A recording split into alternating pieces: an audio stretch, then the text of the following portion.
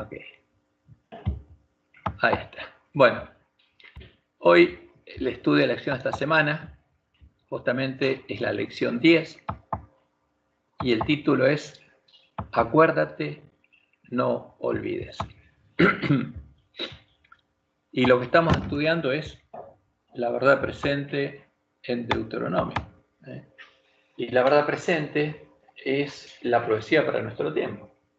O sea, la profecía que era para el tiempo, otro tiempo, no es verdad presente. La verdad presente es la profecía que se tiene que cumplir en nuestro tiempo y tenemos que conocer.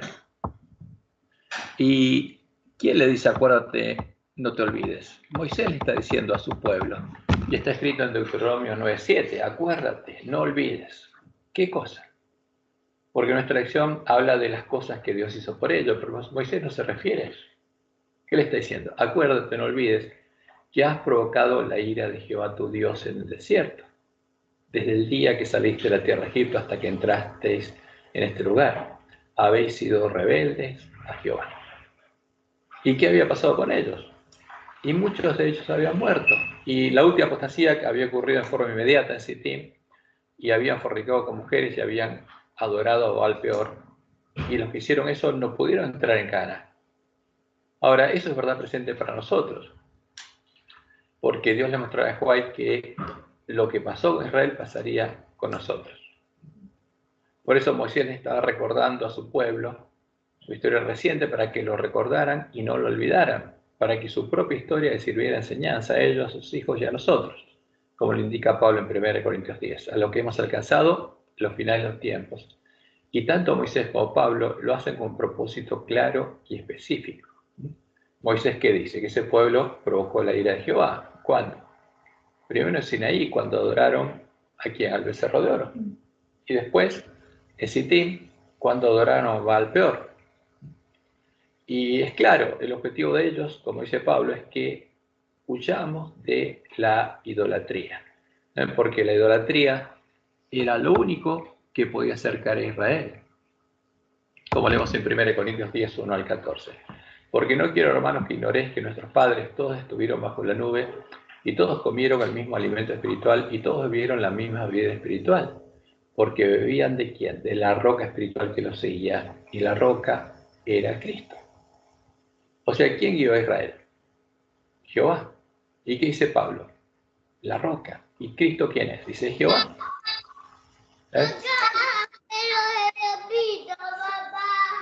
Hola Sofi, llegó Sofi. Y estas cosas les acontecieron como ejemplo y están escritas para mostrarnos a nosotros, dice Pablo, a los que han alcanzado los fines de los siglos. Por tanto, amados míos, huí de la idolatría. ¿Y Pablo sabría lo que pasaba? Sí. Ahora, si alguien adora a un Jesús que no es Jehová, que no es la roca, es un ídolo. Ese es el tema. O sea, ¿quién es Cristo para nosotros? Por eso dice a los cristianos de Corinto, que estaban acostumbrados a las cosas sacrificadas a los ídolos, que huyan de la idolatría y no se creen otro Jesús distinto del que él les había predicado. Y sigue diciendo en los versículos 19 al 21, ¿qué digo pues? ¿Que el ídolo es algo o que sea algo lo que sacrifican los ídolos? Antes digo que lo que los gentiles sacrifican, a los demonios lo sacrifican y no a Dios. ¿A quién adoran? A los demonios. Y no quiero que vosotros os hagáis partícipes con los demonios. No podéis beber la copa del Señor y la copa de los demonios. No podéis participar de la mesa del Señor, del Dios de Israel, y de la mesa de los demonios. Y ese era un tema muy importante. O sea, ¿por qué ellos amonestaban al pueblo? Porque la idolatría, que es la adoración de Satanás y los demonios, mediante la adoración de imágenes, la adoración de los ídolos de la Gran Babilonia, era lo único que los podría separar de Jehová. Es lo único que podía validar el pacto, como Dios se lo dijo a Moisés, y está escrito en Deuteronomio, y hacer que él procediera con ira, se alejara de ellos y lo dejara en manos de Satanás y los demonios, lo que ellos habían elegido adorar. Como leemos que en Deuteronomio 31, dice el 18, que Jehová le dijo a Moisés, y Jehová dijo a Moisés, he aquí tú vas a dormir con tus padres, y este pueblo se levantará y fornicará tras los dioses ajenos de la tierra donde va para estar en medio de ella, y me dejará. ¿Quién dejaría a quién? Israel dejaría a Jehová. Sería detrás de otros dioses, e invalidaría el pacto, porque es como un pacto de matrimonio. Entonces lo dejaría e invalidaría el pacto que he concertado con él, y se encenderá mi furor contra él en aquel día. O sea, ¿cuál sería la ira de Dios? ¿Los quemaría vivos? No. Ellos lo habrían abandonado, entonces él dice, los abandonaré y esconderé de ellos mi rostro y serán consumidos, y vendrán sobre ellos muchos males y angustias, y dirán aquel día, no me han venido estos males porque no está mi Dios en medio de mí. ¿Por qué los protegía? Jehová. Y si se iban con otros dioses, ¿qué pasaría? Y esos dioses tendrán que protegerlos. Pero ciertamente yo esconderé mi rostro en aquel día por todo el mal que habrán hecho por haberse vuelto a dioses ajenos. Y en Deuteronomio 32, 16 al 20,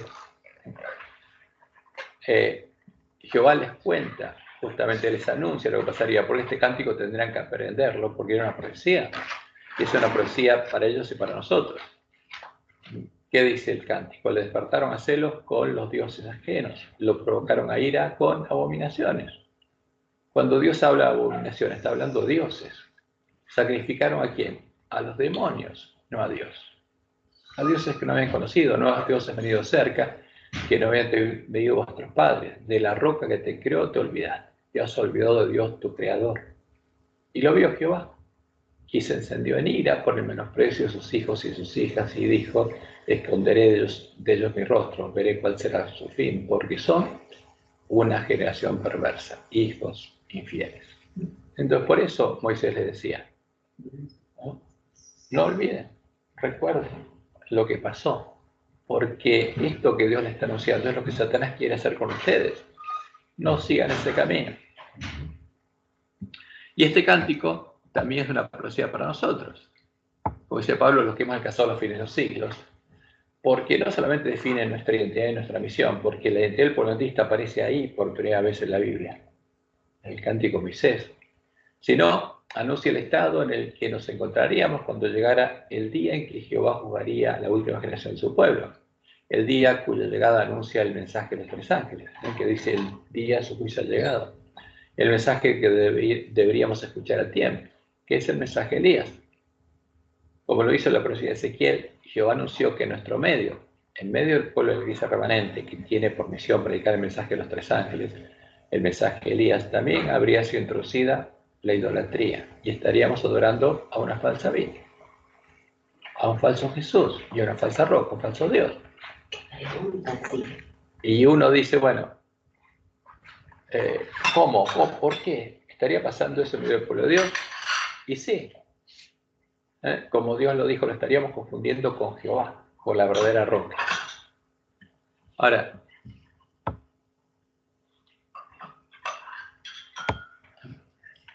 Deuteronomio 32, 31 al 39. Jehová las ciudad, este es el cántico Mesías del Cordero. ¿Y qué dice? Que este tiempo habría una falsa roca. Dice, porque la roca de ellos, tendríamos una roca en minúscula, no es como nuestra roca. O sea, esto lo cantaba el pueblo de Israel y decía, bueno, en ese tiempo va a haber una roca que no es como nuestra roca. Y aún nuestros enemigos son de los jueces, porque de la vid de Sodoma es la vid de ellas. Ahora, ¿qué dice Pablo? Que el verdadero Jesús es la verdadera roca. Y Jesús dice, yo soy la vid. Pero ¿qué dijo Dios? Que habría una vid que sería la vid de Sodoma. Y de los campos de Gomorra, las uvas de ellos son uvas delsoñosas, racimos muy amargos. Veneno de serpientes es su vino, ¿eh? Porque siempre el vino se habla de doctrinas, como el vino de Jezabel. Y si son de serpientes, ¿qué quiere decir? Son doctrinas de demonios. Y ponzoña creen de áspides. Y Jehová dice, ¿no tengo esto yo guardado en mi tesoro, guardado conmigo, sellado en mis tesoros? Y esta es una profecía.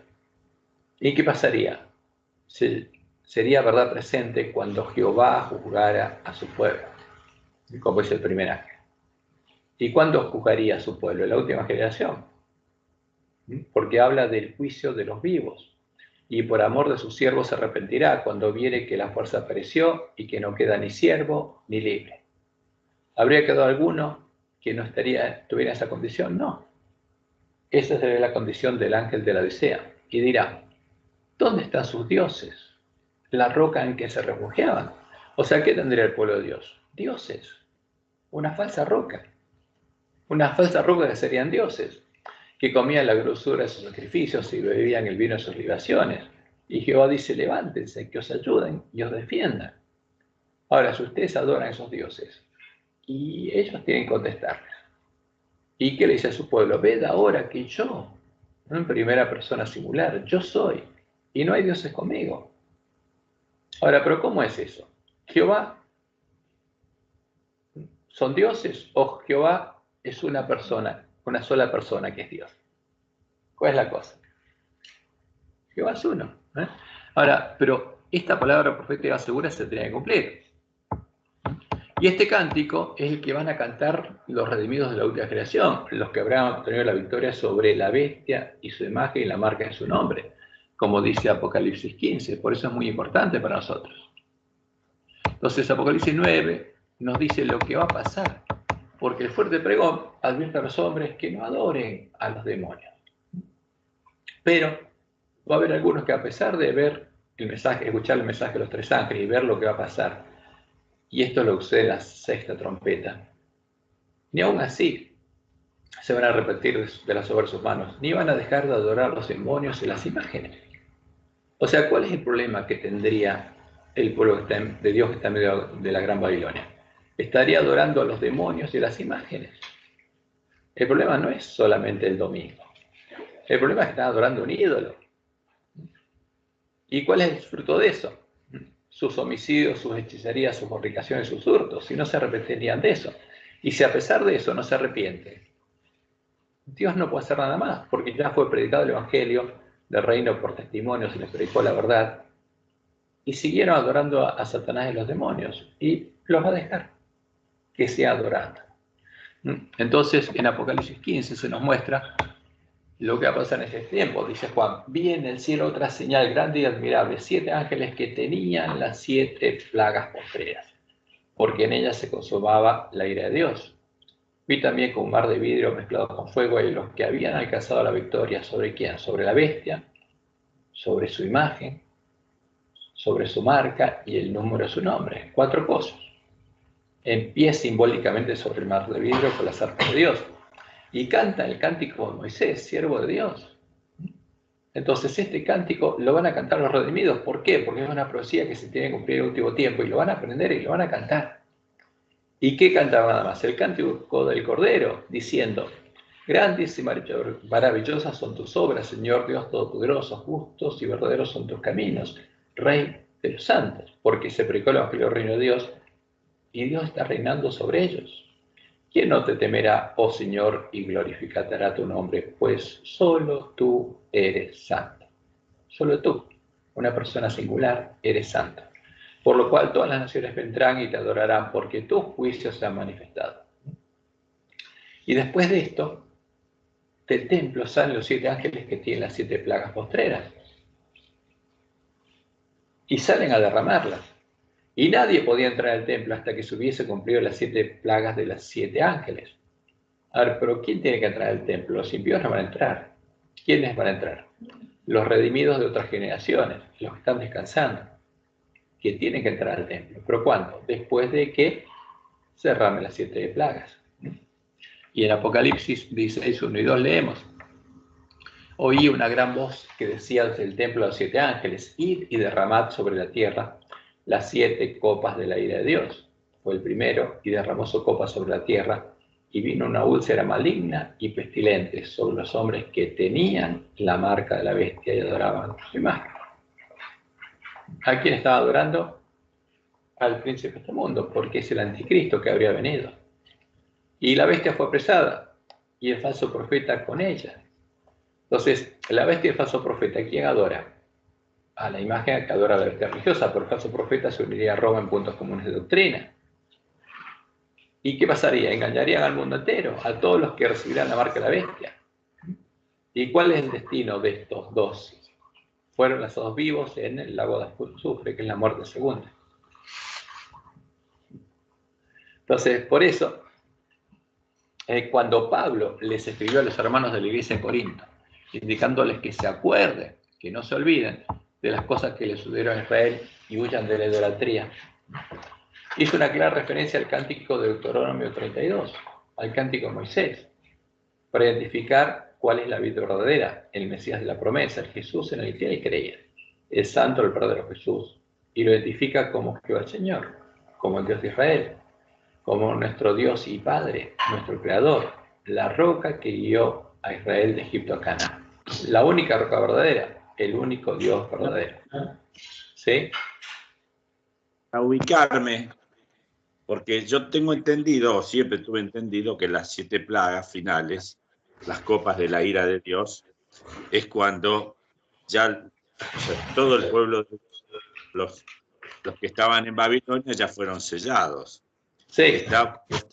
Terminó fuerte pregón. Vos estás hablando ya de que el pueblo de Dios está saliendo, está huyendo, digamos, todos sellados con el sello de Dios, ¿verdad? Claro, Apocalipsis 15. Está bien, está bien. No quería estar seguro.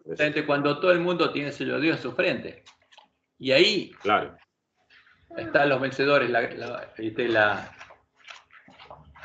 la gran multitud de los vencedores. Y recién ahí empieza a caer las plagas. Está bien. Entonces, Pablo, al decir que Jesús es la roca, está citando Deuteronomio 32, el cántico de Moisés, que dice, porque el nombre de Jehová proclamaré, engrandeced a nuestro Dios. Él es la roca. ¿Y qué dice Pablo? Jesús es la roca. Cristo, el verdadero Jesús, es la roca, es Jehová. Él es la roca cuya obra es perfecta, porque todos sus caminos son rectitud. Dios de verdad y sin ninguna iniquidad en él. Y termina diciendo, así pagáis a Jehová, pueblo loco e ignorante. ¿No Él es tu Padre que te creó? Él te hizo y te estableció. Entonces, ¿quién es la roca? Es nuestro Padre, Jehová. ¿Y qué dice Pablo? Jesús es la roca. Está diciendo que Jesús es nuestro Padre, es nuestro Creador. Porque Jehová es nuestro Padre porque nos creó, no por otra cosa.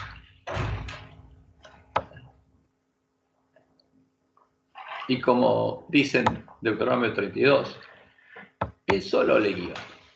Y con Él no hubo Dios extraño. O sea, la roca que guió a Israel de Egipto a Canaán, ¿quién fue? Solo Jehová. Y no había otra persona con Él que fuera Dios. Como dicen en el versículo 39, ved ahora que yo lo soy y no hay dioses conmigo, unja sus ojos como colirio. Y por eso Pablo dice que huyamos de la idolatría. Porque si adoramos a Jesús, que no es Jehová, es un ídolo. Porque Dios es claro que con Él no había otra persona que fuera Dios. Y cuando anunció la venida del Mesías, anunció que el Mesías sería ¿quién? El príncipe de paz no sería otro que la única roca. Jehová el Señor, el Dios fuerte, el Padre eterno, hecho hombre. Y significa eso claramente, que si nosotros adoramos a Jesús, que no es Jehová, estamos adorando a un ídolo. De Isaías 44, 6 al 8 dice lo siguiente. Así dice Jehová, Rey de Israel y su Redentor, porque Jehová se identifica como el Redentor de Israel y el Rey de Israel, como Jehová de los ejércitos. Yo soy el primero, primera persona singular, y yo soy el postrero. Y fuera de mí no hay Dios. O sea, yo soy una persona singular, y fuera de mí no hay Dios. Y termina diciendo, no hay Dios sino yo, no hay fuerte. No hay otra persona que sea Dios. No hay otra persona que sea fuerte, que tenga mi naturaleza. No conozco ninguno. Y Dios es muy claro para que no haya ninguna duda. Y entonces, ese niño que nacería y que llamaría su nombre Emmanuel, Dios con nosotros, ¿quién sería? Y el único Dios verdadero, no hay otro. Como leemos en Isaías 9:6, porque un niño nos es nacido, hijo nos es dado, y el principado sobre su hombro, y se llamará su nombre admirable, consejero, Dios fuerte, Padre eterno. ¿Quién es ese niño? El Padre eterno. ¿Y con Jehová había otra persona? No, nunca hubo otro Dios. ¿Quién es el verdadero Jesús? Es Jehová. No es un Dios hijo. El Dios hijo lo creó Roma. Jesús, el verdadero Jesús, es el Dios fuerte, el Padre eterno. Él sería el príncipe de paz. Y en Isaías 35:4, Dios lo dice claramente. Decid a los de corazón apocados, esforzados, no temáis, y de aquí que vuestro Dios viene con retribución, con pago. Dios mismo vendrá y os salvará. ¿Quién os salvaría? Dios mismo. ¿Quién? La única roca, Jehová. Por eso Isaías 43 dice, vos que clamas del desierto. Esa era la misión de quién? De Juan el Bautista. Preparad camino a Jehová. Enderezad casa la soledad a nuestro Dios. Y en Isaías 25:9 Dios anunció que todos los redimidos de la última generación, cuando veamos a la nubecita blanca que aparece, ¿qué vamos a decir? He aquí, este es nuestro Dios, le hemos esperado y nos salvará. Este es ¿quién? Es Jehová. ¿Quién es Jesús? Es Jehová. A quien hemos esperado, nos gozaremos y nos alegraremos en su salvación. Y por eso Pablo dice que indiscutiblemente grande es el misterio de la piedad. ¿Cómo es eso? Jesús es Jehová. Y que Jesús tenía justamente fe en su Padre y era Dios por su Padre. Este es el misterio de la piedad, que Dios fue manifestado en carne. ¿Quién es Jesús? Dios manifestado en carne, justificado en el Espíritu, visto a los ángeles, predicado a los gentiles, querido en el mundo, recibido arriba en gloria. Y el que no crea esto y adora a otro Jesús, está adorando un ídolo. ¿Cuál es el misterio de la piedad? Es que la roca que guió a Israel de Egipto a Canaán, la única roca verdadera, el único Dios verdadero, el Rey de Reyes y Señor, señores, el único que tiene inmortalidad, nuestro Creador, nuestro Dios y Padre, el Dios y Padre de David, la raíz de David, se hizo hombre y fue manifestado en carne. Cuando de él brotó un renuevo, al que Dios lo llamó el renuevo de Jehová. El varón Una preguntita. Es el renuevo, sí. ¿Qué quiere decir justificado en el Espíritu? Fue hecho justo por Dios, porque, como decía la profecía, levantaré a David, ¿qué cosa? Renuevo justo. Algo justo. Entonces Jesús fue perfeccionado porque Dios escribió en su mente y su corazón su ley. Y por eso era justo, porque tenía la ley de Dios escrita en la mente y el corazón. Y bueno, con su espíritu lo hizo. Gracias. Eso era algo que no pude llegar, no lo entendía, lo analizaba, pero no me quedaba claro. Pero bueno, ahora ya se me claro. Gracias. Por eso se le llama renuevo justo de David. Levantaré a David renuevo justo. Y su nombre sería Emanuel. Y sería el Hijo de Dios y el Hijo del Hombre. ¿Por qué? Porque es el Hijo prometido de David, el renuevo justo de David, el Hijo de David según la carne, como leemos en 2 Samuel 7, 12 al 14. Y ese sería Jehová hecho hombre. Ese es el misterio de la piedad. Y cuando tus días sean cumplidos y duermas con tus padres, yo levantaré después de ti a uno de tu linaje, a un hijo tuyo, el cual procederá de tus entrañas, tendrá tu carne y afirmaré su reino. Él edificará casa a mi nombre. Él va a ser el que edifique el verdadero templo, porque el templo en que va a edificar Salomón y el templo del desierto son templos simbólicos. Y yo afirmaré para siempre el trono de su reino. Yo le seré al Padre y él me será a mi hijo. ¿Y de dónde saldría? La profecía de Miqueas 5:2 dice que nacería en Belén. De ti me saldrá a futuro el que será Señor en Israel. ¿Y este que va a salir quién es? Es el Eterno. ¿Y quién es el Eterno? Hay uno solo. El renuevo de Jehová sería la piedra del ángulo del templo de Jehová, en el tiempo el nuevo pacto también, porque esa es la promesa. ¿Por qué? Porque Dios pondría su espíritu en él y haría la obra que prometió hacer en el nuevo pacto, escribiendo su ley en la mente y su corazón. Perdón. Rebobinando un poco, sí. Él decide que él se quiere llamar Padre y se quiere llamar Hijo. No, ese es nuestro Dios y Padre, es Jehová. Claro, pero porque... Jehová anuncia que él sería hombre como el hijo de David. Pero que es uno. O sea... Pero ahí habrían dos personas. Ese es el misterio de la piedad, dice Pablo. ¿Por qué? Porque cuando a Jehová le brotara un renuevo, habría un hombre cuyo nombre es Jehová. Pero sería un hombre. Y sería llamado el Hijo de Dios y el Hijo del Hombre. No es otro Dios que se hizo hombre, sino es Jehová que se hizo hombre. Claro. Y a él salió simbólicamente un renuevo. Hay un árbol y le sale una rama humana. No hay dos árboles, hay uno. Hay un solo Dios y está su rama humana, que es Dios mismo hecho hombre, Emmanuel. Entonces, fíjate lo que anunció en Zacarías 3, y se lo dijo a los que estaban reedificando el templo de Jerusalén. He aquí yo traigo a mi siervo el renuevo, y le llama el renuevo. ¿Por qué aquí aquella piedra que puse delante de Josué? Porque Josué no encontraba la piedra para el ángulo, para el templo, y Dios le mostró una piedra que ellos habían desechado, y esa le sirvió.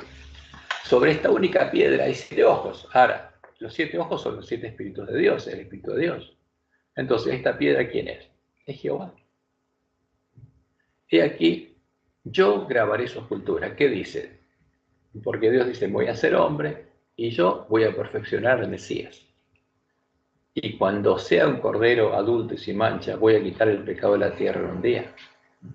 Y en Zacarías 6, 12 al 13 le dice, así ha hablado Jehová a los ejércitos, diciendo, aquí, el varón, el hombre cuyo nombre se renueva Jehová, el cual brotará de quién, de Jehová, de sus raíces, y edificará el templo de Jehová. O sea, está hablando de un hombre que brotaría de Jehová y edificaría el verdadero templo de Jehová.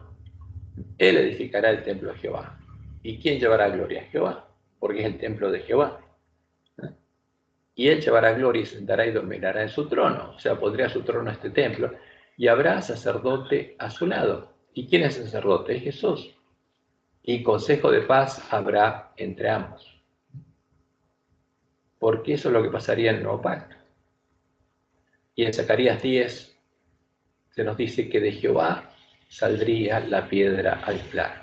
¿Brotaría de quién? De Jehová. Y en Salmos 89, 26 y 27 se nos está la profecía que habla que el Mesías quedaría. Él dice Jehová, él me clamará, mi Padre eres tú, mi Dios y la roca de mi salvación. Yo también le pondré por primogénito, el más excelso de los reyes de la tierra. Entonces, habría un hombre que sería el Mesías y no sería el único hijo de Dios porque sería el primogénito. ¿Qué quiere decir? Si es el primogénito, Dios engendraría otros hijos que serían como él. ¿Pero por qué sería el primogénito? Porque la promesa es que habría otros como él. Ese es el pacto de Dios con Cristo, porque Jesús vería el linaje. Y él sería el primogénito del simiente de la mujer, el primogénito entre muchos hermanos, como dice Pablo. El primer hijo de Adán, hijo del hombre, que tendría la ley de Dios escrita en la mente y el corazón. Como leemos en Isaías 4:12. En aquel tiempo, el renuevo de Jehová, el Mesías, será para hermosura y gloria. Y el fruto de la tierra, o sea, sus hermanos, para grandeza y honra a los sobrevivientes de Israel. Y en Salmo 48 está el anuncio de por qué el Mesías haría la voluntad de Dios. Y le agradaría hacerla, me complazco en hacer tu voluntad, oh Dios mío, y tu ley está en medio de mi corazón. Ahora, ¿qué pasó? ¿Estaba en el corazón de Adán y sus hijos después del pecado? No. ¿Está en nuestro corazón? No. Pero la promesa de Dios es que como en Jesús, Él va a escribir esa ley en nuestra mente y en nuestro corazón si tenemos fe en el verdadero Evangelio. Y en Romanos 8, 28 y 29 leemos lo siguiente. Y sabemos que a los que aman a Dios, dice Pablo, todas las cosas les ayudan a bien.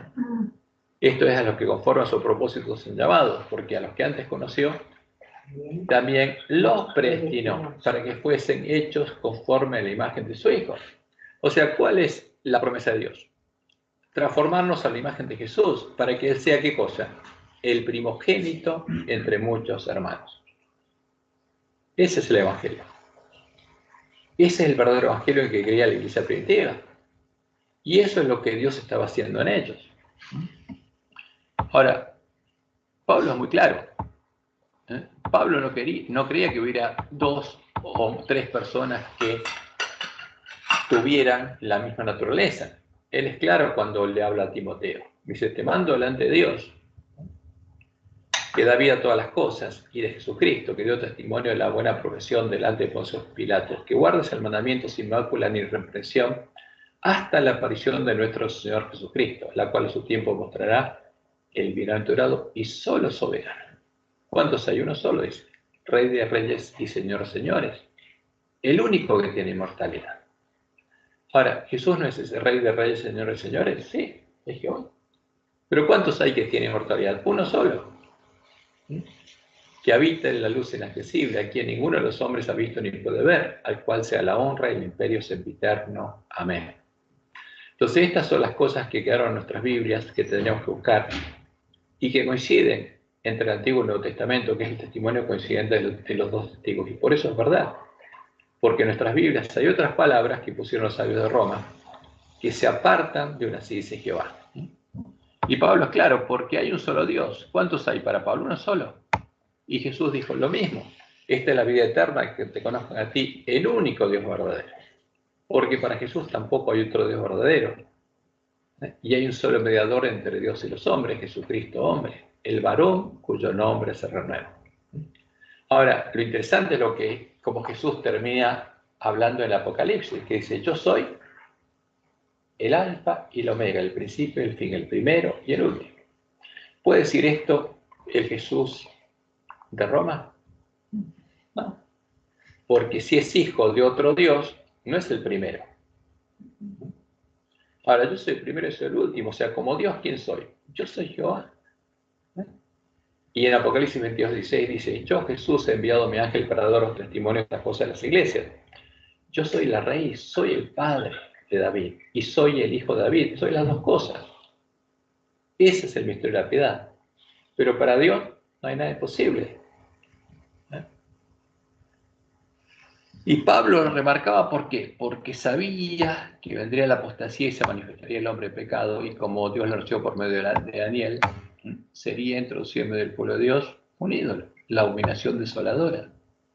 Y entre 2 Tesalonicenses 2, 1 al 4 dice, pero con respecto a la venida de nuestro Señor Jesucristo y de nuestra reunión con Él, nadie os engaña de ninguna manera, porque no vendrá sin que antes venga la apostasía.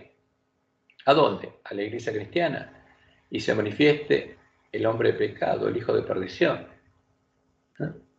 ¿Y qué haría? Se sentaría en el templo de Dios como Dios, haciéndose pasar por Dios. Por eso se lo llama el hijo del príncipe de este mundo. Porque lo que quiso hacer Satanás en el cielo, lo haría este hombre acá en la tierra.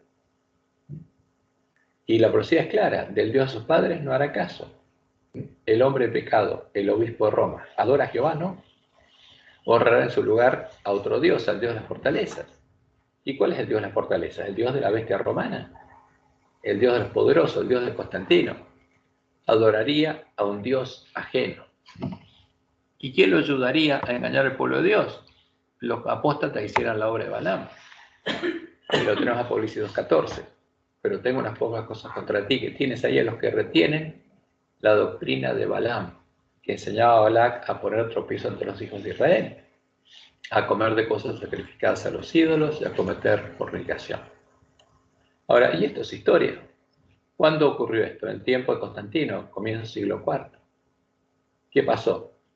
El Dios de Constantino, el sumo pontífice romano, el sumo pontífice Isabel, recibió una visión. ¿De quién? Según él, de Cristo. ¿Y qué vio? A la imagen del sol con la cruz en el medio, dos imágenes a las que adoraban los paganos, porque la cruz era un símbolo de adoración pagano, y eso es lo que se introdujo en medio de la Iglesia de Roma, y de ahí surgió la doctrina de la Trinidad, que son las tres hipóstasis, como dice Roma, del ser divino el que ella adora, de Baal, del sol, y las representa así. Pero esa es la falsa roca que son dioses. Ahí apareció la falsa roca que son dioses. ¿Por qué? Porque Roma trata de hacer que creamos que este es Jehová. Pero no es Jehová. No es el Dios de Israel. Este es un ídolo. Y todas las variantes de esta doctrina es lo mismo.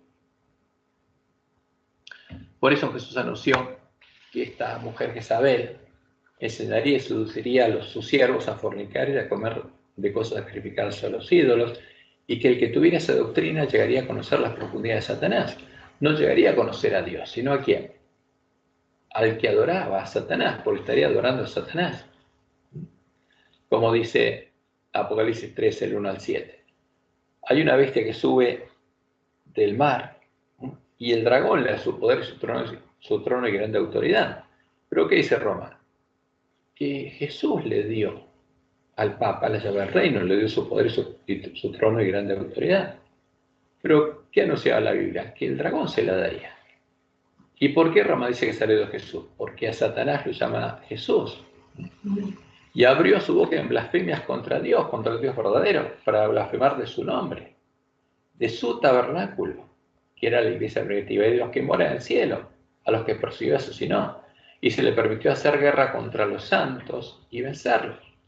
Y por eso pudo echar por tierra el lugar santuario de Dios y la verdad. Pero ¿a quién adoraría? A Satanás, llamándolo Cristo, y por eso ese es el anticristo. Esa es la abominación, como dice Jesús, desoladora de la que habló el profeta Daniel. Y al pueblo antista Dios se lo mostró claramente. Estas son citas de eventos de los últimos días. La primera, y dice Elena, nos acercamos al fin de la historia de esta tierra, y Satanás está trabajando como nunca antes. Procura actuar como director del mundo cristiano. El ecumenismo, claro. Porque hay un plan divino para el que trabajan esas iglesias. Porque trabajan para un Jesús. Y dice Elena, desea abarcar todo el mundo en su confederación, ocultando su deformidad bajo el manto del cristianismo, se arroga los atributos de un cristiano y pretende ser Cristo mismo. ¿Quién? Satanás. Satanás se apareció a Constantino como si fuera Cristo.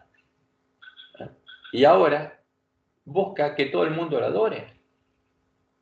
Pero como Dios les mostró a ella en el conflicto del siglo para 503, a ver, los cristianos estarían adorando a dos cosas diferentes. Y algunos estarían cometiendo un pecado horrendo, y el mensaje del tercer ángel tiene que amonestarlos contra este pecado, dice ella. Y al final de la lucha, toda la cristiandad quedará dividida en dos grandes categorías. La de los cristianos que guardan los mandamientos de Dios y la fe de Jesús, y tienen la fe de Jesús, y la de los cristianos que adoran a la bestia y su imagen, y reciben su marca. Porque esa imagen, ¿cómo la llama Roma? Cristo. Dios y Cristo. Pero el que adora esa imagen adora a Satanás y a los demonios. Y Jesús fue claro, Mateo 24, y será predicado este evangelio del reino, la verdad echada por tierra en todo el mundo para testimonio a todas las naciones, y entonces vendrá el fin. ¿Y quién tiene esa misión? El pueblo adventista. Por tanto, dice, cuando veáis el lugar santo, la abominación desoladora de que habló el profeta Daniel, el que lee que a Daniel entienda, va a venir alguien, la abominación desoladora se va a aparecer, el falso Jesús va a aparecer, y que nos dice, entonces los que estén en Judea, huyan a los montes. O sea, los judíos, los que estén circuncidados del corazón, huyan a los montes. ¿Y cuándo fue introducida la abominación desoladora? Al tiempo de la apostasía, como dice Daniel 11, 31 al 33. Cuando Constantino levantó tropas, levantó una religión, una iglesia, la Iglesia Universal o Católica del Imperio Romano, que profanaría el santuario y la fortaleza, y quitaría el continuo, y pondría la abominación desoladora. Y justamente el rey del norte, el obispo de Roma, con lisonjas seduciría a los violadores del pacto, más el pueblo con sus dioses forzará a actuar.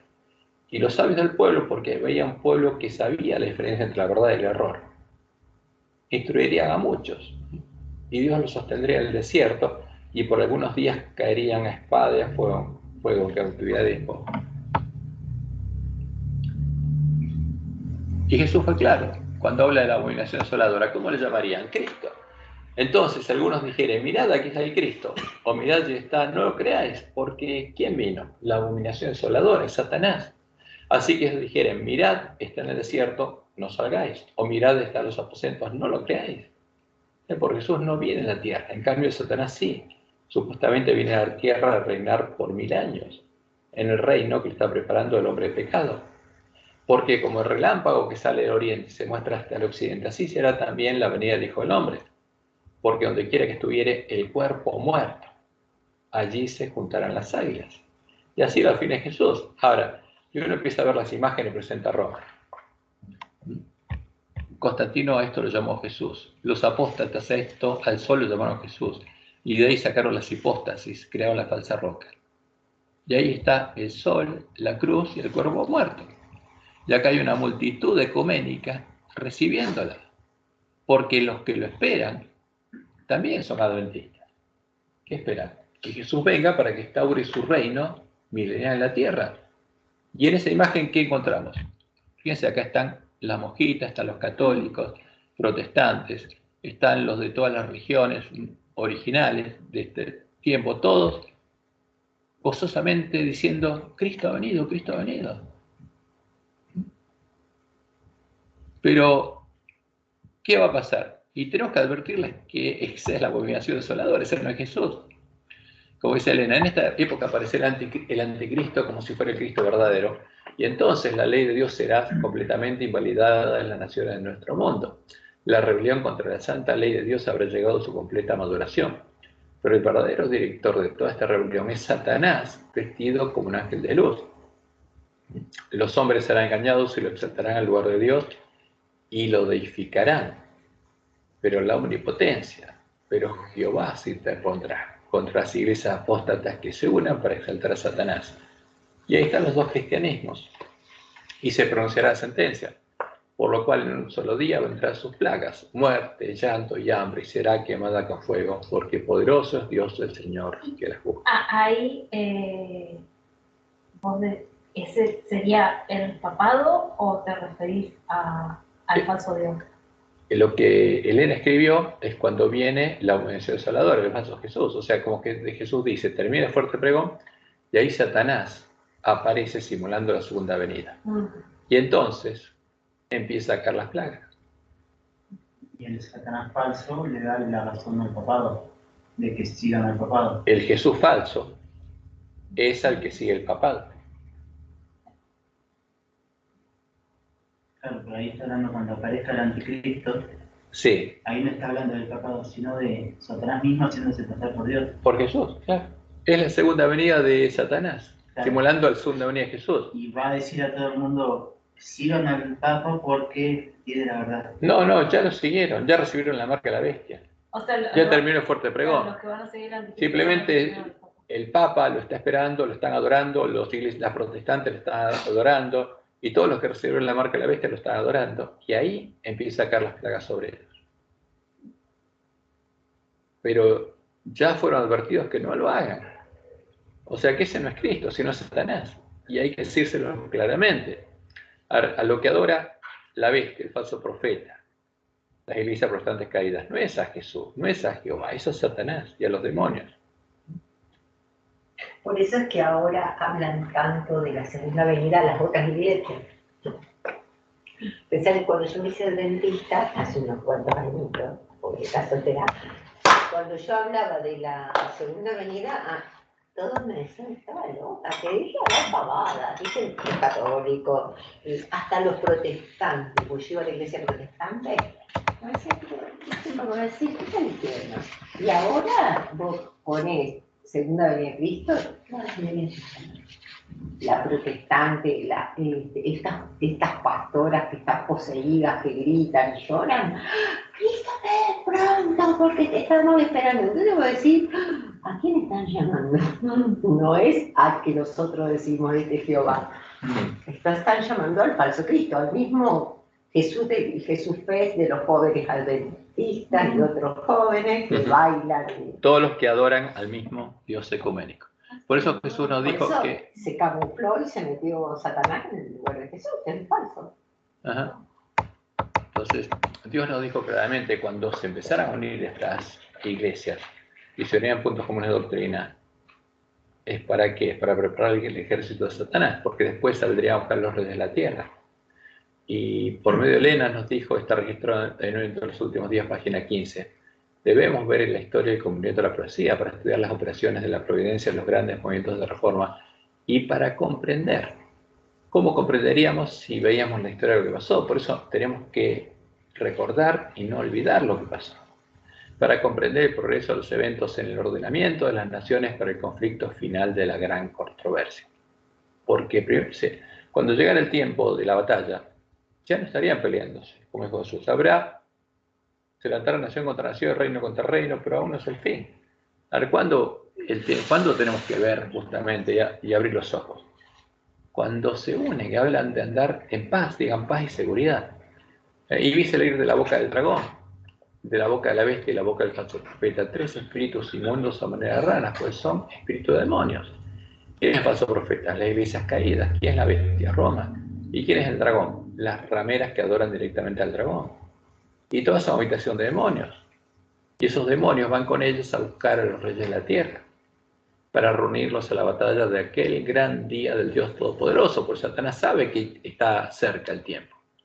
Pero Jesús le dice a su pueblo, aquí yo vengo como ladrón. No vengo como ladrón a las nubes de los cielos. Como ladrón vengo cuando vengo a buscarlos para ir conmigo a la batalla. Bienaventurado el que vela y guarda sus ropas para que no ande desnudo y vean su vergüenza. Y los reunió en el lugar que en hebreo se llama Armagedón. ¿Por qué se llama Armagedón? Ar es monte, de Megiddo significa. Y ahí es donde Elías se enfrentó a los profetas de Una Jezabel. cosa que a veces no queda claro es eso, ¿no? De lo que es el Armagedón y de la venida de Cristo como ladrón diferente a la segunda venida que todo ojo lo verá. Porque a mí siempre me sonaba eso, pero ¿cómo? No es que todo ojo lo verá, ¿y por qué va a venir como ladrón y uno será tomado y el otro quitado y todo eso? Que algunos vieron que hablan del rapto secreto y todas estas cosas, ¿no? Como ladrón va a venir al mundo, pero para nosotros no va a caer como ladrón. Porque Sí, a nosotros viene como que... Pero ¿cuál es el asunto? Eso es lo Sí, que- no, pero es el justamente Armagedón. Jesús está diciendo lo siguiente. A ver, la segunda venida va a venir a las nubes de los cielos y todo el mundo lo verá. Cuando viene como ladrón no lo van a ver. Pero ¿a quién viene a buscar? A los que están preparados, a los que están velando. Y los lleva a la batalla. Por eso en Apocalipsis 7, 12 al 14 está diciendo que los 10 cuernos del dragón son 10 reyes que tienen el mismo propósito. Cuando llegue el tiempo entregarán su poder y su autoridad a la bestia religiosa, porque las rameras lo van a buscar y ellos se unen a ellas. ¿Y qué van a hacer? Pelearán contra el Cordero. ¿Quiénes? Todos los reyes de la tierra y todas las rameras unidas. Pero el Cordero va... Y el Cordero va a los estar- vencerá. ¿Por qué? Porque Él es Señor, señores y Rey de reyes. Él es Jehová. El verdadero Cordero es Jehová. Y contra Jehová van a pelear. Y contra los 144.000, que es el remanente del pueblo de Dios. Ajá. Y Pues- los van a pelear contra los que estén con Él en la batalla de Armagedón, los llamados elegidos y fieles. Por eso Jesús dice, vengo como ladrón, estén velando para que cuando venga, vayan conmigo a la batalla, tienen que estar preparados. Y los que están preparados van con Él a la batalla, los llamados elegidos y fieles. Entonces, ¿para quién viene como dragón? Como dragón, como ladrón. Claro. Para nosotros. Cristian, Sí. Sí. Los 144.000 son, obviamente salen de la iglesia adventista y son las vírgenes que no estuvieron mujeres o algo así, ¿no? Las personas. Pero entonces, ¿qué son todos hombres? ¿Cómo? Es un símbolo. Es genérico. Ah, es un- Eva es de raza hombre. No Claro. existe la raza Sí, claro, mujer. Todos somos hombres, claro. hijos de Adán. Por eso yo me... Ay, Dios mío, estoy afuera. No, pero por eso es que la iglesia adventista está No te siendo- cambies de va a género. ser muy atacada por Satanás, porque Satanás sabe que Sería atacada, ya fue atacada. sí, pero sería cada vez más, ¿Y por qué? Porque los 144 van a... Ahora, la batalla de Armagedón es el tiempo de la predicación del fuerte pregón. Antes de esa batalla, la batalla está ¿dónde? En medio de la iglesia adventista. Porque ahí Claro. está la definición de quién va a ser trigo y quién va a ser cizaña. Como está pasando ahora, digamos. Sí, ahora el conflicto está en la iglesia adventista, no en el mundo. Porque en el mundo no se está predicando el fuerte pregón, no se va a predicar hasta que llegue el día de la batalla y Jesús vaya con su pueblo a predicarlo. Por eso que cuando ves problemas en la iglesia adventista, más allá de desalentarte, al revés, tienes que decir, se está cumpliendo la profecía, es ahí donde tengo que estar. No es como uno dice, no tengo que estar, no, ahí tengo que estar, porque Dios quiere que estemos ahí, pero que estemos despiertos. Entonces la batalla es ahora para ver quién va a ser parte de la cosecha del verdadero Jesús y quién parte de la cosecha de Satanás y los demonios. Ese es el tema. Por eso el conflicto más grande ahora no está en el mundo, está en la iglesia adventista. Porque cuando llegue el día de la batalla, ahí van a ser separados del trigo del cizaña, ya está definido el destino de quién es trigo y quién es A cizaña. mí lo que no me queda claro es si él va a venir como en cuerpo. No. Satanás. Satanás. A Satanás sí, sí. Va a pasar por Satanás- Satanás sí, pero ¿Sí? ya va a ser, ya Cuando viene Satanás ya todo se definió. ¿Entendés? Todo O el sea, mundo. ya estamos sellados, digamos. Claro, a esa altura, a esa altura. Mira, hay dos periodos de prueba. La prueba es para el pueblo adventista, que es antes de ir con Jesús a la batalla. Tiene el cuadrito ahí. Porque, fíjate, cuando Jesús viene acá, lleva a los que están preparados. A las vírgenes sensatas, no, deja de llamarlas. Como dice, te vomitaré de mi boca, te dejaré de llamar. Entonces, el problema más delicado ahora es para quién? Para el ángel de la Odisea. ¿Por qué? Porque es desventurado, miserable, pobre, ciego, está desnudo y no lo sabe. ¿Y a quién? Está confiado. ¿Y a quién está llamando Jesús ahora? El ángel de la Odisea, no el pueblo que está en Babilonia. El pueblo que está en Babilonia lo va a llamar durante el fuerte pregón. Ahora, ¿qué le dice el ángel de la Odisea? Ojalá fueras frío o caliente. ¿Qué significa frío? Estuvieras muerto. Ahora, el que está en medio de Babilonia está muerto, no tiene vida. Ojalá estuvieras en otro lado, o caliente, que estuvieras despierto y caminando rumbo a la ciudad de Dios. Pero estás tibio o estás dormido. Entonces, el problema es para el pueblo adventista, porque el tiempo de prueba del pueblo adventista, y Dios lo dijo claramente, es ahora. Cuando viéramos la señal de los tiempos, ese sería el tiempo de prueba del pueblo adventista, porque cuando Jesús venga a buscarnos como ladrón, y empieza el tiempo de angustia, y veamos las señales que empezó el tiempo de angustia, y tengamos que ir a predicar fuerte pregón, ya estará definido el destino de todos los adventistas. El tema es que ahora se define el tiempo digamos, el destino de cada uno de los adventistas. Por eso, Elena fue clara, Evento de los Últimos Días, página 220. Los que han sido miembros de la misma familia son separados, porque va a haber en una misma familia personas selladas y personas que no. Se coloca una señal sobre los justos, y serán para mí especial tesoro, ha dicho Jehová de los ejércitos, porque es el tesoro de Jehová. ¿Quién va a la batalla? El Rey de Reyes y Señor de Señores, Jehová. ¿Con quién? Con su ejército. En el día que yo actúe, y los perdonaré como el hombre que perdona a su hijo que le sirve. Y dice ella, los que han sido obedientes a los mandamientos de Dios se unirán con el grupo de los santos de luz. Ellos entrarán por las puertas de la ciudad, porque Dios le mostró a Elena esa visión del camino angosto que termina en la ciudad de Dios. Y los que recorran ese camino angosto entran por esa puerta y pasan a ser parte de la esposa del Cordero. Y tendrán derecho al árbol de la vida. El uno será tomado en ese momento, cuando Jesús viene como ladrón. Su nombre estará en el libro de la vida, mientras que otros con los cuales se asoció tendrán la señal de la eterna separación de Dios. Ya está.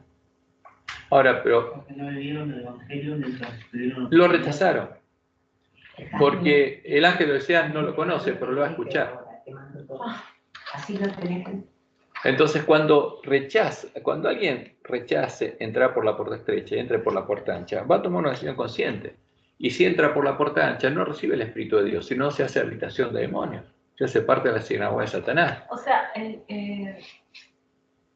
lo que pienso que el pueblo de Dios realmente tiene que estar activo, porque si no, o sea, Es van que para el otro bando y entonces, es un tema dormido, muy ya delicado. adormecido. Ahora, Activo. Pasa que mientras sos inconsciente, Dios te cuente, pero una vez que vos ya sabes, tenés que tomar una decisión consciente, te vas para un lado o para el otro, O estás sea, para un lado o para el otro, no podés escuchar. seguir. tenemos, ahora, es tema de vida y muerte. Por eso Dios no solamente le dijo a Israel, a nosotros nos dice, acuérdate, no olvides la historia del pueblo adventista. Porque ¿qué pasó en la iglesia adventista? Si hay un conflicto, cuando Dios levantó a su pueblo, ¿hubo un conflicto con el pueblo adventista? Sí, se manifestó. Debemos acordarnos y no olvidar que estamos en medio del gran conflicto y que Satanás y sus ángeles usaron todos los medios disponibles para hacer caer al pueblo de Israel, apartarlo de Jehová e impedir que entrara en la tierra prometida. Y que eso es lo que ellos y los siervos de Isabel estarían haciendo en nuestro tiempo y en nuestro medio, en medio de la iglesia adventista, para impedir que Jesús tuviera un ejército preparado para ir con él a la última batalla. Por eso, como Dios le mostró a Elena, una parte de la historia de Israel, lo que sucedió con ellos desde que salieron de Egipto en la primera Pascua, y Egipto es el tipo de las iglesias caídas, hasta que entraron en Canaán, que es el tipo del reino y el lugar santuario de Dios, los lugares asolados, se repetiría con el pueblo adventista la historia. O sea, que tenemos que observar qué pasó con ellos, porque con nosotros pasaría lo mismo. Ahora, ¿qué pasó con el pueblo adventista? En el tiempo de Elena se manifestó la que ella llamó la apostasía alfa, una apostasía del pueblo adventista. Y en ese tiempo, luego de molestar a su pueblo en repetidas ocasiones, como sucedió con el pueblo israelí en Cádiz, Dios le indicó a Elena que dejaría esa generación del desierto y no entraría en el antitipo de Canaán, no entraría en su reposo. ¿Pasó eso? Sí. Y también le mostró lo que estaría ocurriendo en medio de su pueblo cuando llegara el tiempo de la última generación, en la que como fruto de la obra de los lobos que habrían venido a nosotros vestidos de ovejas, se desarrollaría una nueva apostasía, la apostasía omega. Y justamente ella nos dejó escrito la advertencia de que en medio de la iglesia habría una nueva apostasía. Habría Y que iba a ser terrible. a nosotros, o sea, entre nosotros. Entre nosotros, Los lobos esa mentira. ya abrió a nosotros, está en medio nuestro. Y la mayoría son pastores. Porque ¿cómo guiarían por la adventista? Tenía que hacerse ministros adventistas. Por eso los adventistas debíamos recordar y no olvidar. Lo sucedió en la historia de Israel, que es el tipo. Lo que sucedió en Jerusalén antes de que llegara el tiempo de su segunda destrucción. ¿Por qué? Porque como Jesús lo anunció, cuando ellos vieron la señal que Jesús les indicó de que se había terminado el tiempo de gracia, salieron de Jerusalén y no volvieron. ¿Y qué nos dice a nosotros? Cuando veamos la señal de que se terminó el tiempo de gracia por el pueblo adventista, salgamos de la iglesia adventista y no volvamos. ¿Y cómo nos daríamos cuenta? Porque Dios le mostró cuál es la señal, es la primera trompeta. Esas bolas de fuego que van a caer cuando llegue el tiempo de angustia y van a producir grandes incendios en todos lados. Y está escrito en los testimonios de ella. Ahora, no tenemos que olvidar lo que sucedió en tiempo de la apostasía del hombre pecado. ¿Por qué? Porque algunos adventistas le llaman parte de la iglesia de Cristo. Y eso es una locura. O sea, a la Iglesia Católica le Claro. llaman parte de la Iglesia de Cristo. Sí, Y no vieron muchas veces. Estamos hablando de los incendios, que nos quedamos pensando que ya hay un poco, pero sí, bueno. pero no es esto, porque va a ser asteroides que venga de... Lo que Dios nos mostró después Por es lo que eso. ella vio en la visión. Pero. La visión de la bola de fuego. Sí. ¿En dónde estaba esa visión? En varios libros está. Ah, Sí. Vieron que en varios folletos se cita a Ignacio de Loyola y dicen padre de la iglesia. No, Agustín, O sea, San Agustín. Agustín, pero también Ignacio, ¿no? Pero San Agustín, por Bueno, ejemplo, bueno, padre de San la iglesia, ¿de qué iglesia? ¿De la iglesia católica? Yo creí que En la Iglesia Católica, sí, la escuela sabática. Y en muchos sermones se predica sobre Agustín. Sí, No porque está marcada, por eso mismo. estudiarla para que vea lo que está entrando también. Ahora, pero volvamos un poco a la historia, así lo recordamos, porque por ahí mucha gente no lo conoce. Ahora, Dios le mostró en la cual lo que había hecho los lobos vestidos de ovejas en la iglesia protestante. ¿Quién las hizo caer? Los lobos, los jesuitas. Y que vendrían a nosotros para hacer la misma obra, para impedir que cumpliéramos nuestra misión. ¿Se acuerdan del padre Alberto Rivera, que había sido jesuita desde chiquito? Y estaban los cómics hechos, y él de chiquito cuenta toda la historia, como la madre lo lleva y todo, hasta que se hace grande, y después él sale de la iglesia, pues es como que se hace protestante. Pero él cuenta cómo fueron infiltradas las iglesias, cómo los jesuitas infiltraban y mandaban infiltrar, inclusive con mujeres también. Y sin ser adventista él, nunca fue adventista. A lo sumo se hizo protestante hasta que lo envenenaron. Él sabía que en cualquier momento lo iban a matar porque le habían dicho. Pero él dice, una de las primeras iglesias en ser, digamos, Infiltrada. sí, era la metodista y la adventista. Lo nombra en la revistita. Yo cuando lo leía decía, Pero ahí hay muchas cosas y un montón que de- no son verdad. Bueno, pero él, Porque las iglesias protestantes cayeron en 1844 y habían sido infiltradas mucho antes. bueno, pero La única él- que infiltraron ahora fue la Él adventista. cuenta eso yo te lo digo como una persona protestante, ¿no? Sí, o sea, Pero de la misión que le dan. la misión Claro, que le dan, igual la misión le Lo que dan cuenta él es que meter- siguen enviando jesuitas a Claro. todas las iglesias, porque tienen que seguirlas controlando. Mm. Entonces, constantemente se van formando jesuitas y van siendo enviados a las misiones, a todas las iglesias, pero especialmente a la iglesia adventista. Esa es la que tiene en mente. Ahora, ¿qué no debemos olvidar? Que el pueblo adventista tiene una misión: reparar la brecha sobre el Papa, la Santa Ley de Dios, y recuperar el conocimiento de la verdad para que los lugares asolados fueran reedificados. Porque fueron reedificados ya, no. Si no, no serían desventurados, miserables, pobres, ciegos, desnudos. No debemos olvidar que el pueblo antiguo estaba recorriendo el antitipo el camino que recorrió Israel de Egipto a Canaán. Y que la iglesia adventista ya se había manifestado la apostasía, porque ya se manifestó una apostasía. Y que los dirigentes de la iglesia se habían negado a aceptar el mensaje de Dios y entrar en el antitipo de Canaán. Eso sucedió en 1888 hasta 1901.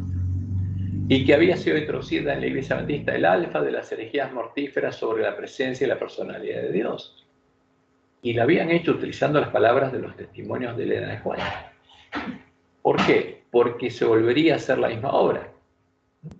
Y esto está claramente en Mensajes Selectos, tomo 1, páginas 237 y 238.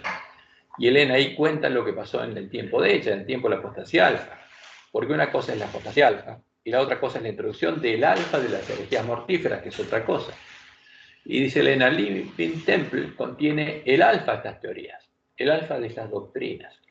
Sabía que la omega seguiría poco después y temblé por nuestro pueblo. Ahora el pueblo está durmiendo. Ella tembló cuando Dios le mostró que pasaría. Y el pueblo antiguo está durmiendo creyéndose rico. Sabía que debía advertir a nuestros hermanos y hermanas que no debían entrar en controversias en cuanto a la presencia y la personalidad de Dios. Porque la omega, ¿qué sería? Como el alfa, son doctrinas sobre la presencia y la personalidad de Dios. Lo que pasó, Jehová no es, Jehová son tres. Claro. Y ahí es el nombre. Entonces, ¿por qué? El alfa es la primera de esas doctrinas, que la creó la Iglesia de Roma. Las declaraciones presentadas en Living Temple, el libro que hizo el Dr. Kellogg, acerca de este punto son incorrectas. Los textos empleados para apoyar la doctrina, porque es una doctrina sobre la presencia y la personalidad de Dios, presentadas son pasajes mal aplicados. Me siento impulsada a hablar negando la pretensión de que las enseñanzas de Living Temple puedan ser apoyadas por declaraciones de mis escritos, porque este tomó, escrito en Elena White, tomó varios párrafos y dijo, Elena cree en la Trinidad. Eso dijo Living Temple. Eso dijo Kellogg. Entonces ahí explicó su teoría usando la Trinidad para sostener su idea panteísta. Quizás haya en ese libro expresiones y opiniones que están en armonía con mis escritos. Y quizás haya mis escritos, dice Elena, porque se dio cuenta que en su escrito estaban estas cosas que se podían usar para definir esa doctrina. Quizás haya en mis escritos muchas declaraciones que, tomadas aisladamente e interpretadas de acuerdo con el modo de pensar del autor del Living Temple, parecerían estar en armonía con las enseñanzas de ese libro. Esto puede dar apoyo aparente al acerto de que las opiniones que hay en Living Temple están en armonía con mis escritos, pero no permite a Dios que prevalezca esa opinión. Porque ¿qué hizo Kellogg? Mirá, en los escritos de Elena se deduce la verdad de la Trinidad y, basándose en eso, explicó su doctrina panteísta. Ahora, ¿cuál era esa doctrina de la que hablaba Elena? Era una variante de la doctrina de la Trinidad, usada por el Dr. Kellogg para sostener sus ideas panteístas. La doctrina de la Trinidad, como lo indicó Elena White, era la doctrina que Isabel empezó a enseñar en Teatira. La doctrina que lleva a conocer las profundidades de Satanás, aunque la variante original, la de Jezabel, no sea panteísta. Entonces, cuando Elena White vio eso, dijo, esta es la doctrina de Roma. Claramente lo identificó. Y lo dijo así. Fíjense, en noviembre de 1905, ella escribió esta carta. ¿Y qué dice? Llevó a sus lectores al mensaje que Jesús trajo del cielo y se lo dio a Juan, como está registrado en el primero, segundo y tercer capítulos del Apocalipsis. Y habla del mensaje de Teatira. ¿Y qué le dice? Pero a ustedes que están en Teatira, y el resto que están en Teatira, y que no tienen esa doctrina, y que no han conocido las profundidades de Satanás, yo les digo, no pondré sobre ustedes otra carga. Entonces, ¿qué hace Elena? Dice, esta es la doctrina de Jezabel, la que lleva a conocer las profundidades de Satanás, la que Jezabel se llama en Teatira, identifica claramente. Ahora, como nuestros teólogos se encontraron con esto, porque después que introducieron introdujeron la doctrina de la Trinidad de la Iglesia, varios adventistas le plantearon, pero ¿cómo puede ser que creamos la Trinidad, que le hayan creído la Trinidad? Se dijo esto, que esa es la doctrina que Isabel enseñaba en Tiatira. Entonces, en el libro de la Trinidad, página 228, trata de dar una explicación a esto, y dicen ellos: mientras el conflicto se prolongó durante 1905, Elena White escribió otro documento que expuso el asunto a la Iglesia en líneas tan contundentes que nadie podía entenderlo mal. Ahora, nadie no, porque ellos lo ponen al revés, ¿eh? El manuscrito ofrece tal vez la acusación más radical y fundamental que ella escribió alguna vez contra una falsa opinión de la Trinidad. No, ella no escribió contra una falsa opinión de la Trinidad, escribió contra la Trinidad. Seguida por una de sus descripciones más explícitas de lo que considera la verdadera comprensión. En ese documento publicado en 1905 califica la opinión de Kellogg de espiritualista, vacía, imperfecta, inexacta, las profundidades de Satanás y el sendero de la serpiente. ¿No? Decía que quienes la recibieron estaban dando oídos a espíritus seductores y a doctrinas de demonios. Ahora, ¿de qué habla Elena White? De la doctrina que Isabel enseñaba en Tiatira. Y cuando uno va a ver qué pasó en la historia, ¿qué enseñaba Isabel en Tiatira?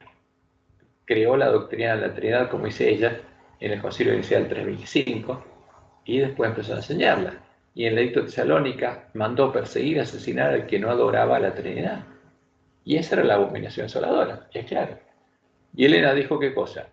Esta es la doctrina que Isabel enseña en Tiatira, la doctrina que ella va a conocer las profundidades de Satanás. Y en el libro de la Trinidad, nuestros teólogos tratan de desviar nuestra atención del verdadero significado de las palabras de Elena para que las entendamos mal, diciendo que hay una doctrina u opinión falsa de la Trinidad, la panteísta del Dr. Kellogg, y hay una doctrina u opinión verdadera de la Trinidad. ¿Pero cómo es? ¿Hay dos Trinidades, una verdadera y una falsa? Y la verdadera sería la que enseña Roma, el falso profeta y ahora la Iglesia Adventista. ¿Eh? ¿Pero qué dijo Elena? Justamente, esta que está enseñando la Iglesia Adventista es la doctrina de Isabel, la Iglesia Católica, la que empezó a enseñar en Tiatira. Y esa no es la verdadera. La doctrina que lleva a conocer las profundidades de Satanás en todas sus variantes, a la que Elena White también identificó como el alfa de las herejías mortíferas sobre la presencia y la personalidad de Dios. Lo que está en la Iglesia Adventista es lo que se introdujo en ese tiempo y identificó como el alfa de las herejías mortíferas y como la doctrina que Isabel enseñaba en Tiatira. Pero tengo unas cosas contra ti, que toleras que esa mujer es Isabel enseña y seduzca a mis siervos a fornicar y a comer cosas sacrificadas a los ídolos. ¿Cómo? Por medio de una doctrina, la doctrina que lleva a conocer las profundidades de Satanás. Pero esa doctrina no es panteísta. Kellogg simplemente tomó la doctrina de Isabel y le agregó el panteísmo, pero él identificó a la doctrina de la Trinidad como la doctrina que Isabel enseñaba en Tiatira. Y eso es claro. Ahora, no debemos olvidar que la presencia de Dios se había apartado de los dirigentes de la Iglesia Adventista, pero seguía dirigiendo al pueblo adventista por amor. Estas son declaraciones de Elena que están en el evento de los últimos días. Dice, la voz de Battle Creek, la Conferencia General de la Iglesia Adventista, que ha sido considerada como autoridad para aconsejar cómo debiera hacerse la obra, ya no es la voz de Dios. O sea, Dios los dejó. La segunda cita. La iglesia se encuentra en estado laodicense. La presencia de Dios no está en su medio. Entonces, cuando la iglesia volviera a estar en el mismo estado, no sería Dios el que estaría guiando, sino los lobos vestidos de oveja, que a su vez son habitación de demonios. Entonces, Satanás, como Dios, hay otra cita, dice ella, habría tomado el control de la iglesia adventista. La próxima cita dice ella, han pasado algunos años desde que he considerado a la Asociación General como la voz de Dios. Ya no es la voz de Dios, no la considero la voz de Dios. 1898. La próxima es 1901. El hecho de que estos hombres debieran estar en un sitial sagrado como si fuera la voz de Dios al pueblo, como creíamos. Dice Elena, yo también creía que la Asociación General lo era. Es un asunto del pasado. No es la voz de Dios. O sea, cuando la iglesia estuviera en esa condición, esto se repetiría. Ahora, la Asociación General, como el martes estuvimos escuchando algunas cosas que dicen y hacen, o como ocurrió. ¿Eso lo tenés ahora acá o no? ¿Qué? Lo que escuchaste. Lo pueden escuchar ustedes después. Ah, Pues son 2 videos. Y se dice, es manifiesto que el que los guía no es Dios. Ahora, la próxima cita, fíjense, pero esto es lo que iba a pasar, porque eso pasa con Ángel de Odisea, pero como en ese tiempo, dice ella, la iglesia ha fallado, tristemente fallado, en satisfacer las expectativas de su Redentor, y sin embargo el Señor no se retira de su pueblo, todavía lo soporta. Estaba en la condición de la odicense y todavía lo estaba llamando. ¿Y por qué lo soporta? Para que las agencias satánicas no puedan triunfar destruyendo al pueblo de Dios, porque eso es lo que quiere hacer Satanás. Y termina diciendo, si ellos oyen su instrucción, Él los limpiará de sus tendencias perversas, salvándolos con una salvación eterna y convirtiéndolos en monumentos eternos del poder de su gracia. ¿Y escucharon? No. Y por eso Dios le dio la orden a Elena de enfrentar la apostasía y de hacerle frente y sin demora. Y ella lo hizo, como leemos en el primer tomo, Mensajes Selectos, página 233. Se me ha instruido que hable con claridad, o sea, directamente, hazle frente. Es el mensaje que se me ha dado. Hazle frente, firmemente y sin demora. En el libro Living Temple se presenta el alfa de herejías mortíferas. La omega seguirá y será recibida. Ahora, en este tiempo, ¿la omega sería recibida? Sí, por los que no estén dispuestos a prestar atención a la amonestación que Dios ha dado. Y estas amonestaciones son para enfrentar esto. Ahora,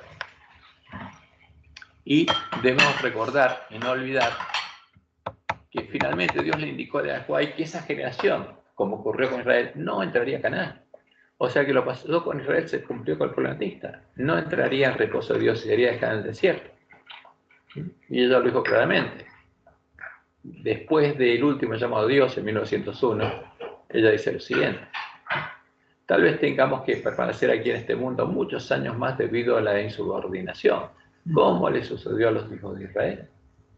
Pero por amor de Cristo, su pueblo no debe añadir pecado sobre pecado, culpando a Dios de las consecuencias de su propia conducta errónea.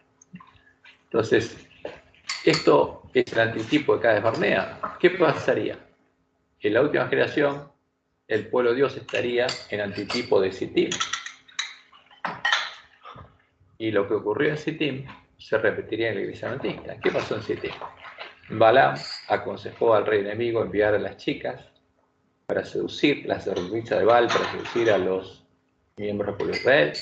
Le invitaron a sus reuniones y fornicaron con ellas y adoraron a Baal peor. Y los que hicieron eso no entraron. Por eso la profecía dice que los 144.000 son los que no van a hacer eso. Una pregunta, ¿vos decís que ya estamos en la profecía Omega? Sí, sí, claramente. Porque eso ocurriría mientras estuviéramos durmiendo. Cuando nos despertamos, nos damos cuenta de que eso ya pasó. Entonces, también tenemos que recordar que posteriormente hubo un sanatorio de la iglesia adventista, porque Dios se alejó de los apóstatas que eligieron seguir a Satanás, rechazó el mensaje y le indicó a sus siervos que se separaran de ellos. Y la iglesia adventista salió de Battle Creek, se separaron. Entonces, los que estaban en Battle Creek, los dirigentes, la tercera parte de los pastores, y se quedó con los dirigentes, y las 2 terceras partes siguió al pueblo adventista cuando se separó de Battle Creek. Y Dios le indicó claramente al pueblo adventista que no vaya más ahí porque él no estaba ahí, sino que eran habitación de demonios. Y le indicó, y claramente le indicó a los adventistas que no mandaran más a sus hijos, ¿a dónde? Al colegio Battle Creek.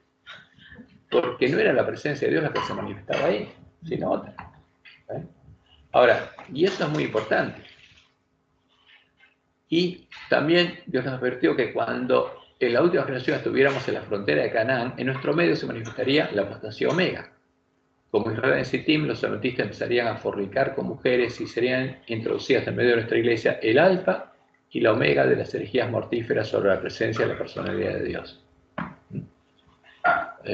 Citas de Elena, Habrá entre nosotros mercenarios y lobos con piel de oveja, que tratarán de persuadir al rebaño de Dios a que ofrezcan sacrificios a otros dioses antes que a Dios. ¿Dónde pasaría eso? En la iglesia. Habrá espíritus seductores y doctrinas de demonios en medio de la iglesia. Como Dios nos dijo, veneno de serpiente es su vino. Y estas influencias malignas aumentarán. Pero aferrados al comienzo de vuestra confianza y permaneced firmes hasta el fin. Ahora, ¿qué se introdujo la Iglesia Adventista? El alfa, este es el alfa, no es el omega, este es el alfa de la doctrina de las herejías mortíferas sobre la presencia y la personalidad de Dios. Esta es la doctrina que Isabel empezó a enseñar en Teatira.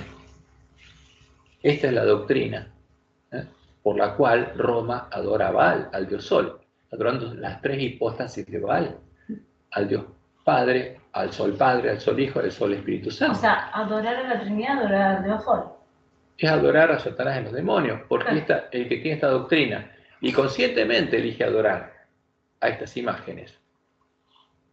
Y Satanás tiene libertad de hacer con él lo que hizo con los apóstoles de la iglesia primitiva.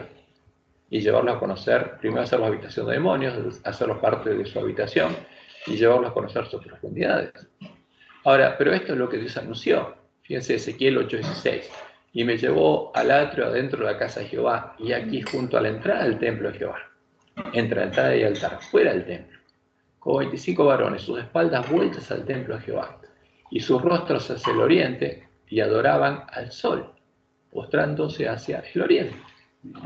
Si nosotros adoramos esto, ¿a quién adoramos? Al sol, a Baal, al dios de Babilonia, al dios de Roma. Y el libro de la Trinidad, de la introducción, se nos dice que tenemos un fundamento común, un terreno común, ¿con quién? Con los católicos y los protestantes, que adoramos al mismo Dios. Ahora, pero esta es la arena, es la falsa roca de son dioses, no es Jehová. Por eso por ahí también dicen, somos todos hijos del mismo Dios, te dicen, de ese Dios sí. Claro, porque este es el Dios de la Gran Babilonia. ¿Cierto? Y como dice Ezequiel, en ese tiempo es cuando el pueblo de Dios sería probado y sellado. Y se le da la orden al varón vestido de lino de pasar por el medio de Jerusalén y poner una señal en la frente a los hombres que gimen y que claman a causa de todas las abominaciones que se hacen en medio de ella. O sea, porque esto pasaría cuando se hubiera desarrollado la apostasía alfa. Y como dice Elena, la iglesia parecería estar por caer, pero no caería, cumpliría su misión. ¿Qué significa esto? Que habría un remanente que entraría por la puerta abierta a Canaán y recorrería el camino angosto que le llevaría a la ciudad de Dios, a la Nueva Jerusalén, y entraría por sus puertas a las bodas. No quiere decir que toda la iglesia adventista se va a salvar. Al contrario, Jesús fue claro. Va a ser como los días de Noé. Y el pueblo adventista él lo compara con el pueblo antediluviano. ¿Cuántos van a entrar en el arca? Ni uno de cada 20, dice. Pocos. Porque los 144.000 son simbolizados ahí por Noé y su familia que entraron en el arca, y el resto no. ¿Cuántos adventistas van a entrar en el arca? Poquitos. ¿Es el arca de la iglesia adventista? No, para nada. El arca es un símbolo del reino de Dios, de Canaán. Y Elena dice, quizás parezca que la iglesia está por caer, pero no caerá. Permanecerá, mientras que los pecadores en Sion serán eliminados por la zaranda. El tamo será separado del precioso trigo. Esta es una prueba terrible, dice ella, y sin embargo se llevará a cabo. Pero el pueblo adventista está durmiendo, feliz, sin ser consciente de lo que está pasando. Nadie, sino únicamente los que han llegado a ser vencedores por la sangre del Cordero y la palabra del testimonio de ellos, serán hallados con los leales y fieles. Los del remanente, que purifican sus almas obedeciendo a la verdad, porque la van a escuchar, se recuperaría el conocimiento de la verdad. De hecho, en este momento hay un zarandeo terrible, o sea, todo esto que de la pandemia hizo un zarandeo tremendo, pero no se habla de eso, no se habla de que estamos en cumplimiento de profecías y que esto tiene que ver con eso. Pero no, el zarandeo de la pandemia hace lo que Jesús quiso que se hiciera. Ojalá fuera frío, ojalá no estuvieras acá. Porque el problema lo tenemos los que quedamos todavía, los que seguimos yendo a la iglesia. El resto, el que se fue a la iglesia, está frío y no tiene el problema de ahora ser trigo o cizaña. Entonces los de remanente que purifican sus almas obedeciendo la verdad porque la van a escuchar, obtienen vigor del proceso de la prueba, exhiben la belleza de la santidad en medio de la apostasía circundante. porque la última prueba sería en medio de la apostasía de la iglesia. Y como dice Elena, especialmente en la obra final de la iglesia, en el tiempo del sellamiento de los 144.000 que permanecerán sin mancha ante el trono de Dios, sentirán más profundamente los errores del pueblo elegido de Dios. Y los sellados, como dice ella, van a ser los que se angustien y lloren por todas las abominaciones que se cometen en la iglesia. Porque eso estaría pasando en nuestra